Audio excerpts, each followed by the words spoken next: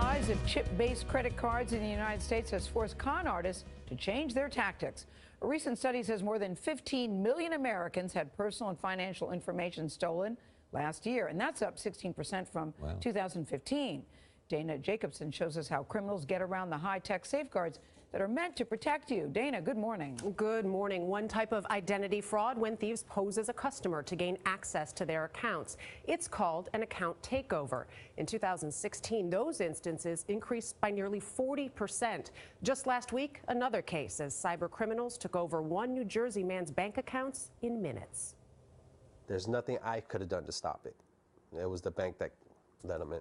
Mark Alfinez found out that hackers had taken over his bank account last week when he got a series of email notifications that his online ID and password had been changed. The thieves called his bank and used personal details that he believes were stolen when the Office of Personnel Management was breached in 2015. They had all my pedigree information, social security card, driver's license, wife's maiden name, all that stuff, but they couldn't pass the phone password. But since they had all that other information, they still let him in. Alfinez said hackers drained his bank accounts and his children's savings accounts in under 45 minutes. His bank, USAA, told CBS News that while they can't talk about any particular case, quote, "We have extensive security measures in place. We regret that we cannot prevent all fraud from occurring." Do you feel violated? I do. I highly do. And it's more by the bank.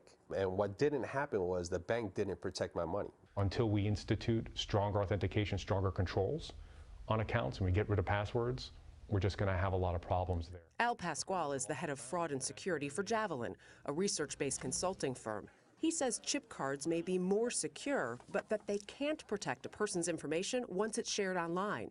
Javelin's latest report found that people who frequently shop electronically are about 2 times more likely to be victims of fraud than those who only shop in stores. Online is now sort of the new battleground to protect consumers. MasterCard's Matt Barr and his team are working on creating more secure technology like tokenization, which is used in mobile wallets. It generates a unique code for each transaction, keeping a person's credit card data secret. It's on Apple Pay, it's on Samsung Pay, Android Pay, it's on MasterPass. So this technology, what it means is if someone gets a hand on that scrambled card information, it's useless.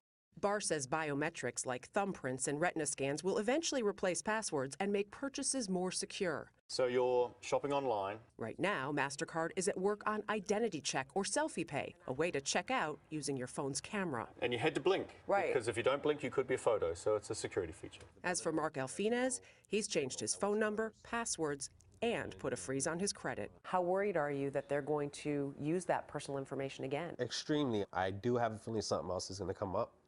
More worried that they also have my wife's information, that hasn't come through yet.